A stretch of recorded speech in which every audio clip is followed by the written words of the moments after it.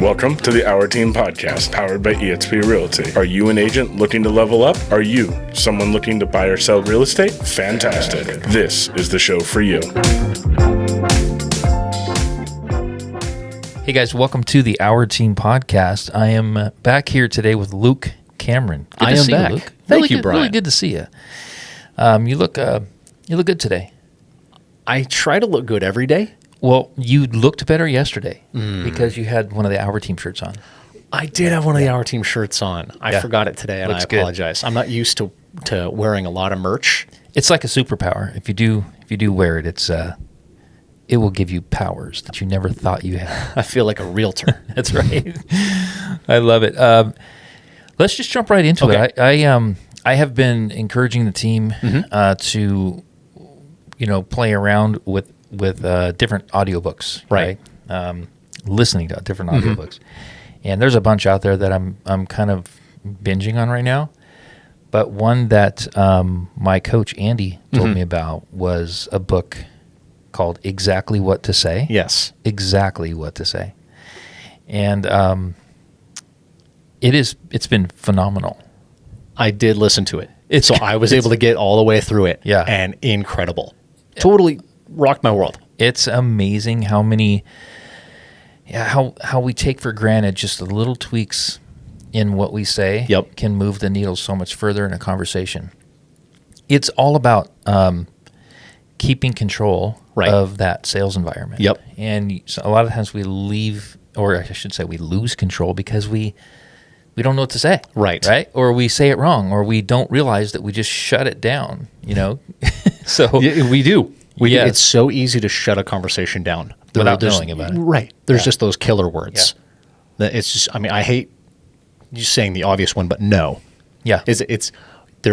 I can find another way, or let's talk about that, or anything, because no is just a killer. Absolutely. And It's almost like, I'm glad he didn't do a book on things to never say, because it would implant what not to say. But right.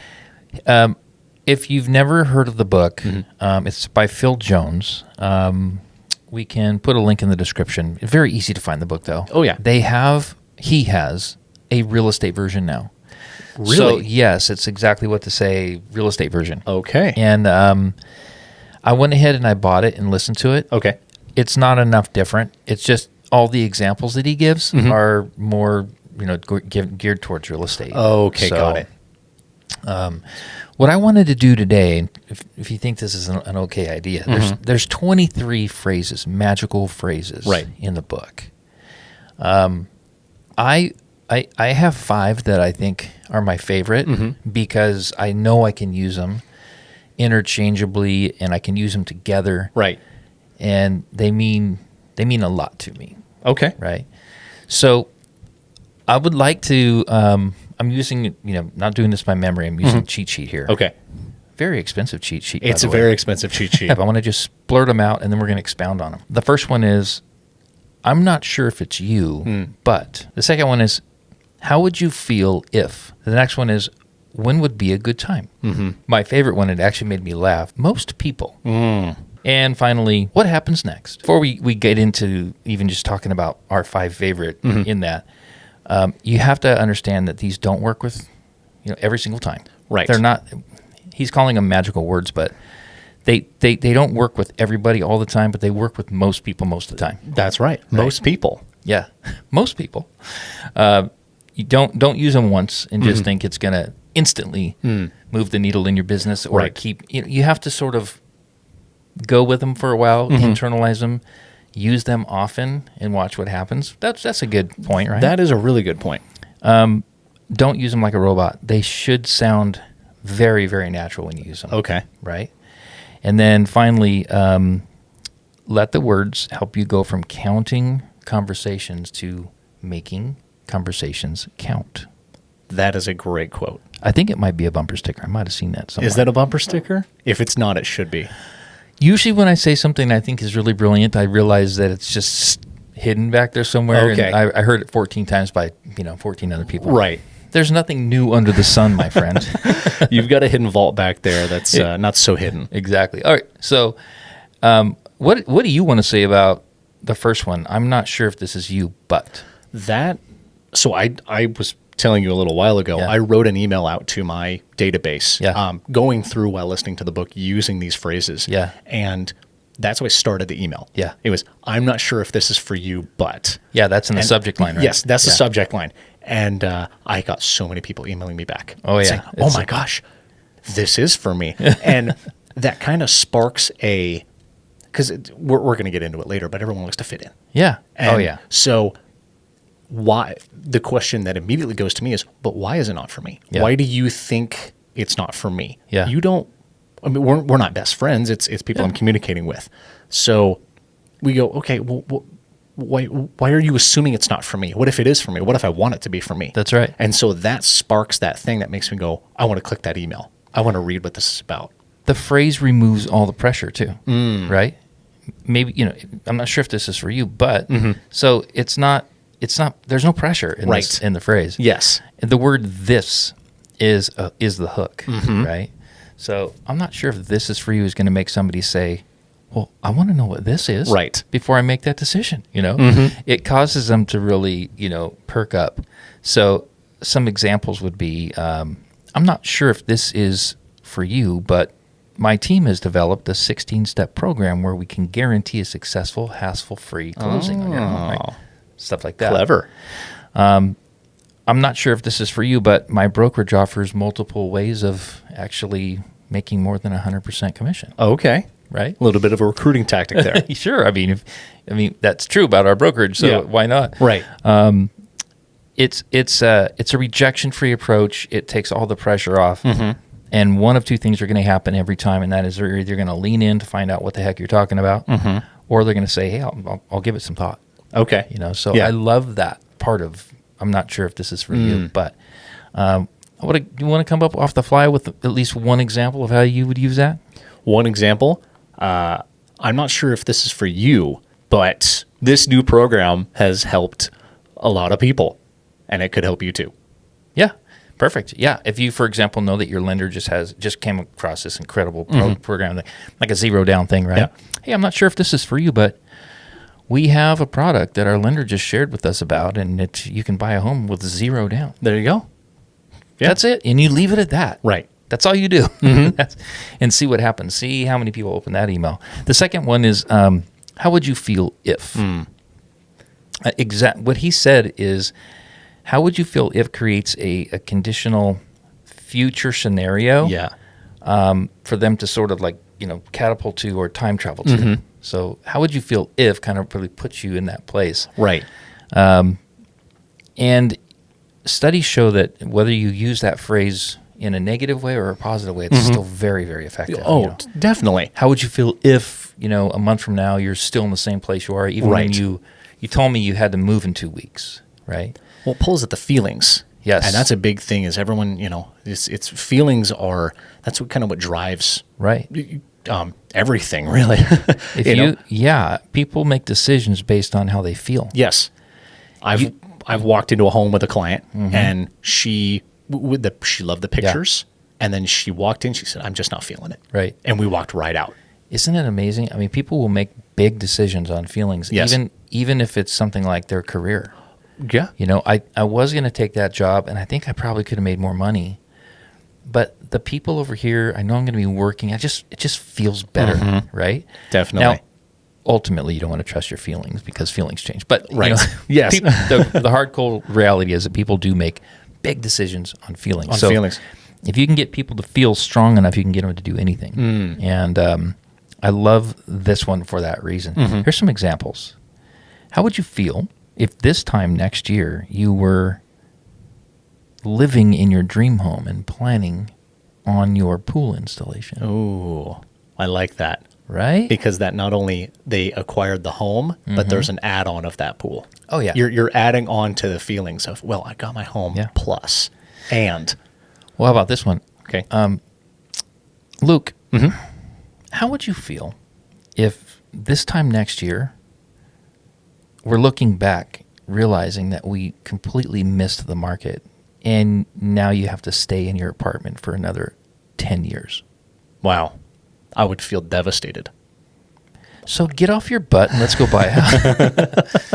It's Yeah. at least keeps the conversation Right. going about it. It's a way of making them go in the future Mm-hmm. and really think clearly about where they're going to end up. Yeah. you know, and I love that one for that reason. That's great. You want to come up with an example of something? I've Have you got one? Let's hear it. How would you feel if one of your loved ones got into a mortgage they couldn't afford? Ooh, that's nice. That's really good. Mm-hmm.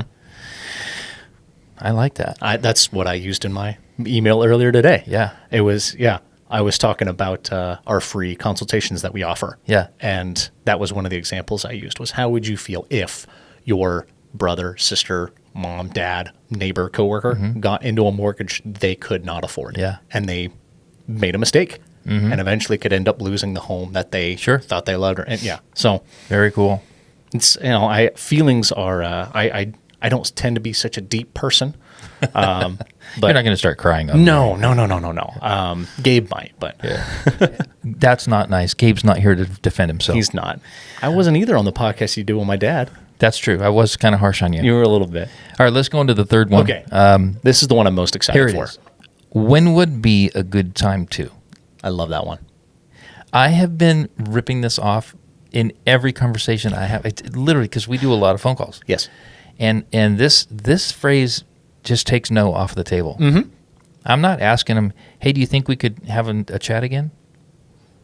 You know, it's literally when. The word when it just assumes it's going to happen. Mm-hmm. There is no if. There is no. Right. It's not even takes maybe off the table. Yep. When would be a good time Right. to? And to what? To go look at homes again. Mm-hmm. When would be a good time to talk about, or to take a better look at this? Right. It's just a really good kind of in your face way of saying, no, we're working together. Yes. When's the next time we're doing this? Do you remember we were talking about how when you go and you show properties, at the end of the properties, you're doing one of two things. You're going to write an offer on one of the properties that you saw. Yep. Or when would be a good time to go look at more properties? Right. Yep. You're going to schedule to go look again. Because you're assuming you go, hey, Yep. we're going to do this again. Yes, When works for you. that's right. Like you said, taking no off the table because we deal with no Yep. hundreds of times a day. Yep. We deal with rejection a lot. And that's part of it. Well, and then a lot of times people will they even if they want to close you down, they realize, oh, I got to do this again. It's a win. Right. They don't know It's how a to- when. It's not a Yeah. if. When would be a good time to take a deeper look at this? When would be a good time to get started? When would be a good time to go look at more homes? When would be a good time to, write an offer on this property? Right. You want to do it and maybe give them some options. When would be a good time to look at more properties? You want to do it tomorrow or Sunday? Right. And then you're giving them options. Exactly. Yeah, I love this one. The fourth one, just kind of moving right along. 'Cause, Yeah. I mean, we could do 2 hours on I know. this. Right? I know we could. Easily. They're so good. This one is the one that made me laugh. Okay. It's most people. Most people. Because I could so picture myself saying that. It's two very powerful words. When you tell somebody that most people do something, FOMO instantly kicks in. Instantly, it's like, oh, well, I want to be like most people. I want to be like most people. Yeah. That's just it. Yeah. That's Most people do XYZ. right.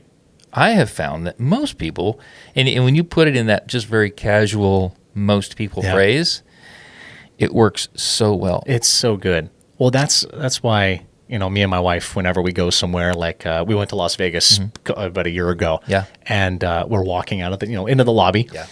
And that guy grabs us and he says, hey, you want some free show tickets and all that? And they do all that. And they say, well, most people will go to the presentation and they don't buy anything. And then Right. they, but you pay your $50 up front.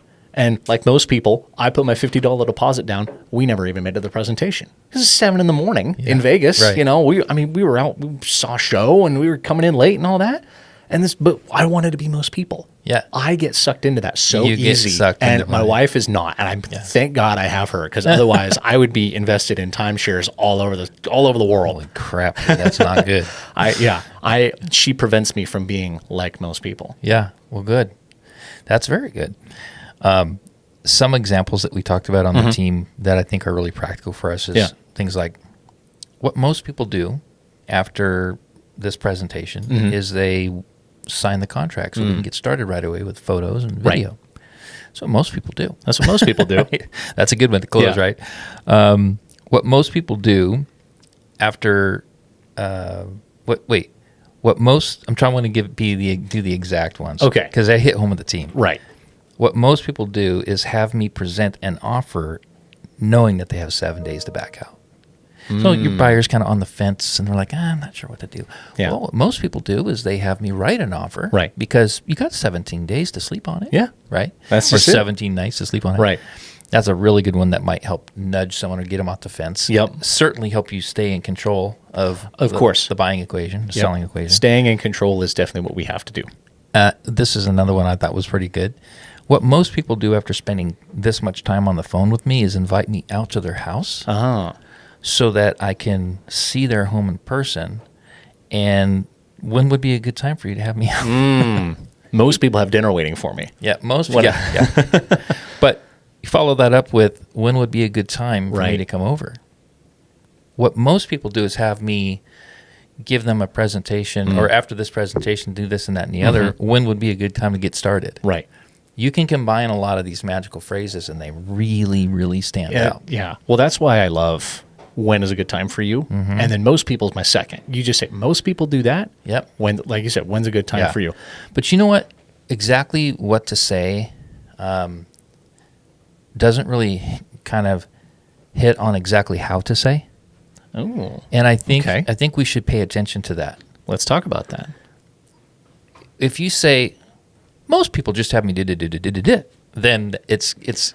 But if you look them right in the eyes and you say most people, and then deliver it, it'll stick. It's more sticky. Right. You got to be careful how you deliver this.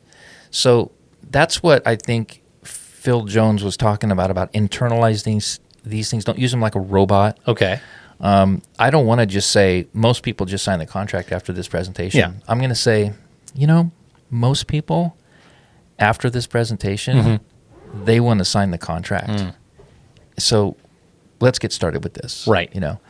I mean, you can't use the phrase everywhere, but when you do No. use these different phrases, it should be worded in a way. There should be the tone in your voice and the way you're saying it is as important to exactly what you're saying.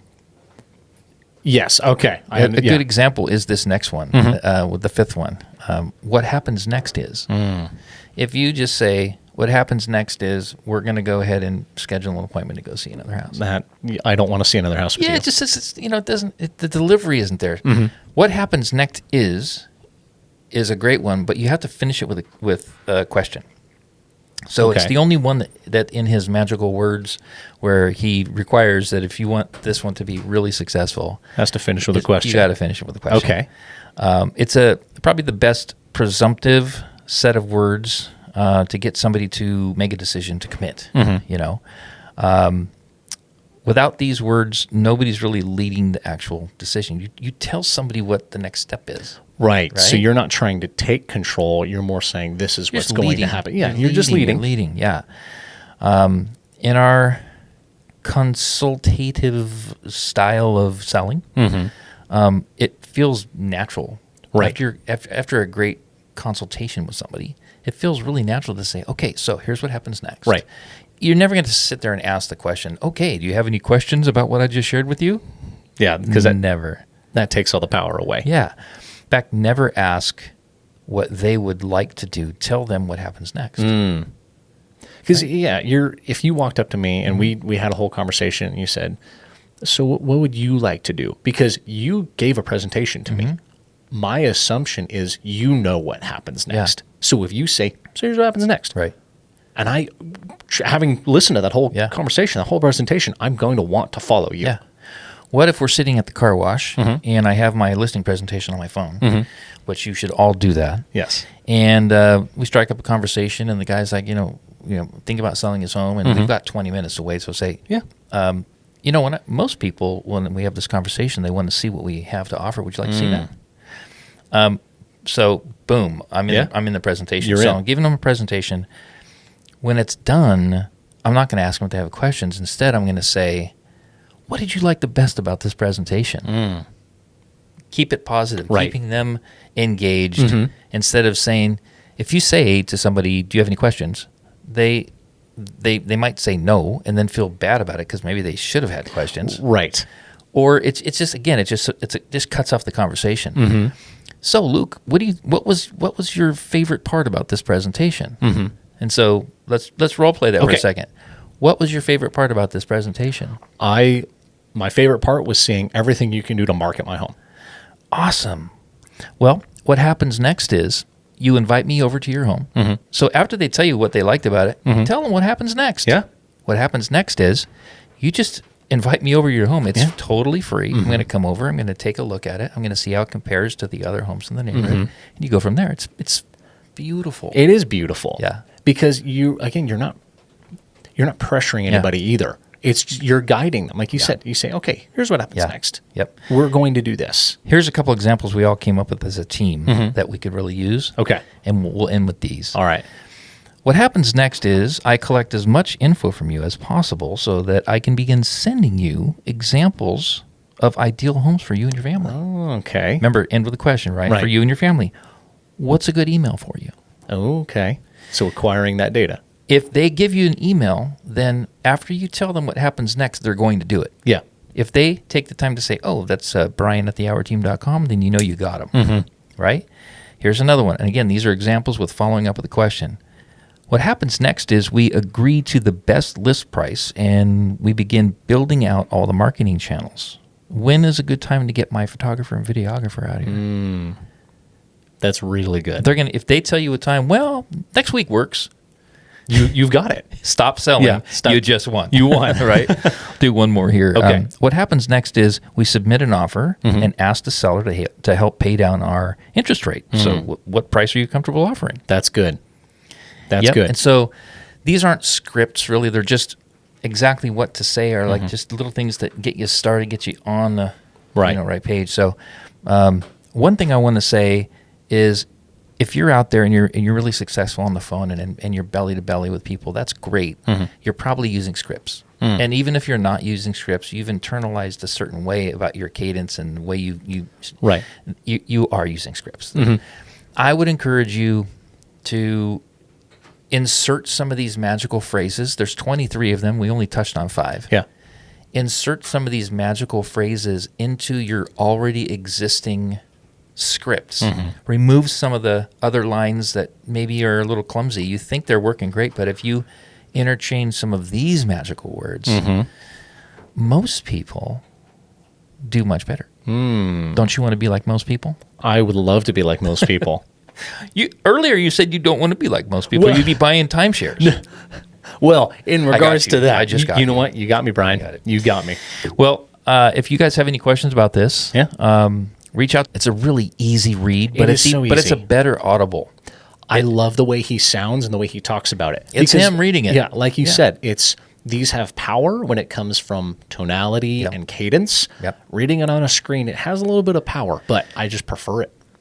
Remember, I kind of touched on exactly what to say. Doesn't really touch on exactly how to Yes. say. Well, actually, I think I might. If you get the audible version, then I'm going to recant that. Okay. Because even though he doesn't point it out, when he gives examples, he gives an example of exactly what to say and how to say. Because Right. if you say it just like he does, it's very convincing. It is. So I was very get convinced. the audible. I think it'll burn a little deeper into your memory. I agree. banks. So Yeah. you guys, thanks for watching. We'll do this again, hopefully sooner than later. Yes, sir. Looking We'll forward to it. Yeah. All right. Hey, We'll wait, catch you on the before next you one. go, All right. would you do us a favor? If you found any value in this content, would you please like and subscribe to it? Maybe even leave a comment. It really helps us out.